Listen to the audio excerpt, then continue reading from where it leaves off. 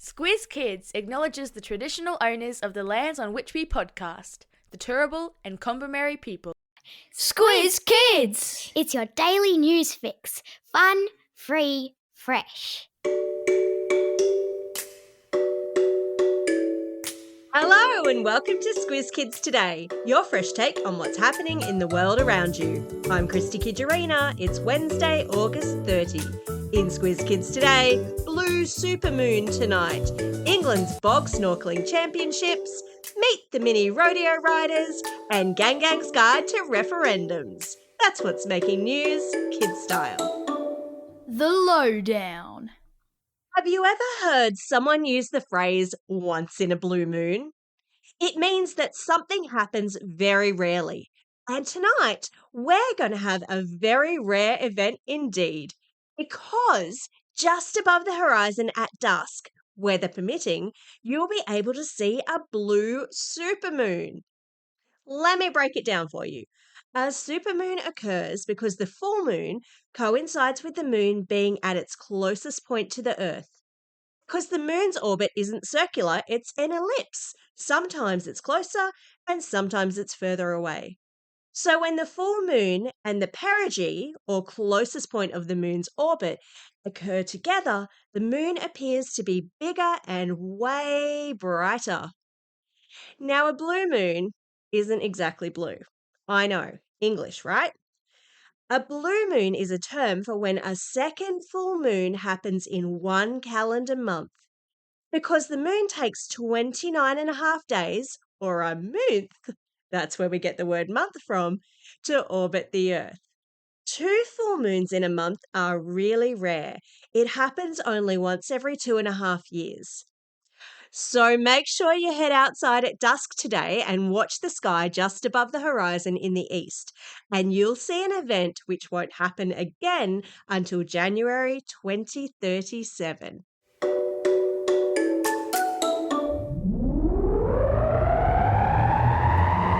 Spin the globe.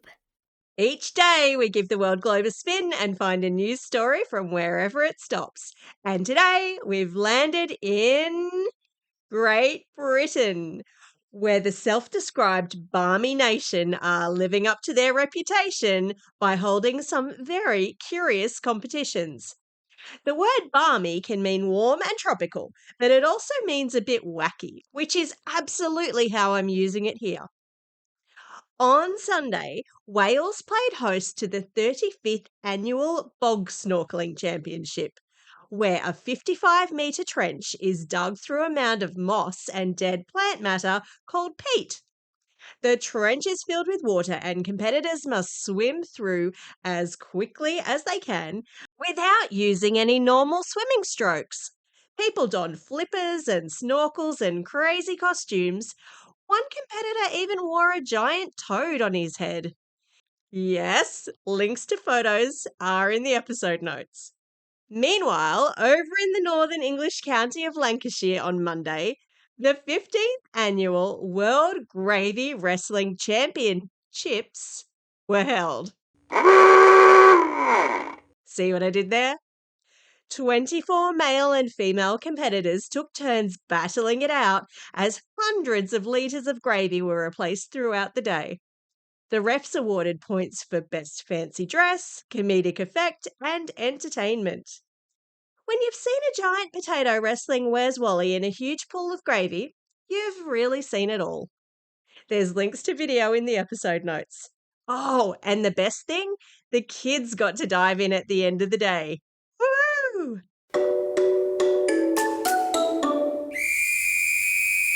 Sport time. What's fat, fluffy, stands just over a metre tall, and likes to buck children off its back? Miniature rodeo bull, of course. The next generation's bull riders are cutting their teeth, meaning that they're just learning, on this breed of bull that was imported from the United States more than a decade ago. The bulls are ideal for learners as they don't have the, quote, teenage fizz about them that young bulls do. Miniature bull breeder Adrian Root initially thought that maybe 6 or 8 bulls would be enough, but now has more than 100. as their popularity has exploded and kids can experience the traditionally dangerous sport in relative safety. So, what did the young rodeo riders think? 11-year-old Riley Renfrey says mini bulls are just fat. They are fun to ride. They sound adorable, but I don't think I'll be giving them a go anytime soon.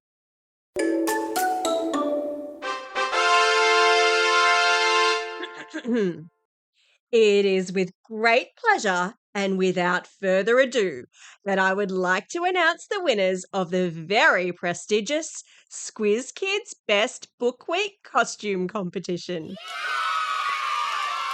The winners will be receiving a Squiz Kids Book Club prize pack from our friends at Walker Books. And our winners are Eli, who was a magnificent bin chicken. The indispensable Truffleatry from the Lorax, and Ollie, whose Kindle costume meant that he was like every book ever. And our teacher prize goes to Mrs. M, who dressed as an extremely stylish book fairy. A huge thank you and congratulations to everyone who participated. You made it really hard to judge. If you haven't seen the costumes or Bryce's Book Week costume, hop on over to our Facebook and Instagram pages and get ready to be delighted. Referendum, referendum, referendum, referendum. You've probably heard that word a lot in the news lately, right? What does it mean? And why is this referendum thing causing so much fuss and bother in the media? Announcing Gang Gang's Guide to Referendums, a 2-part podcast series that drops tomorrow explaining what referendums are, how they work, and why they're actually a really important part of our electoral system. Who's Gang Gang, I hear you ask? He's a cockatoo from Canberra, and he's all in a flap because of all the noise in his hometown around the upcoming referendum on an Indigenous voice to Parliament. Join Bryce and Steph Smith from the Museum of Australian Democracy as they help explain to Gang Gang the finer points of referendums. It's politics and government and civics made easy for kids, but adults might just learn something too. It's available on our website from tomorrow or on the Squiz Kids feed in whichever app you use to get your podcasts. Time for the quiz. This is the part of the podcast where you get to test how well you've been listening. Question number 1. What is the name of the very special moon that will be above the horizon at dusk this evening?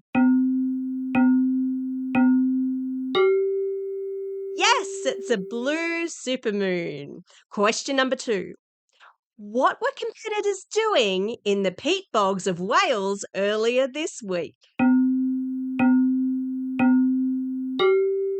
That's right, they were bog-snorkelling.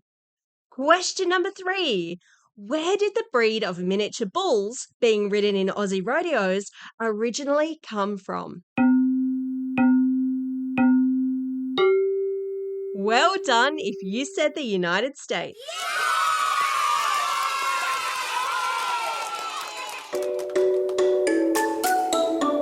Shout outs. It's August 30, Toasted Marshmallow Day.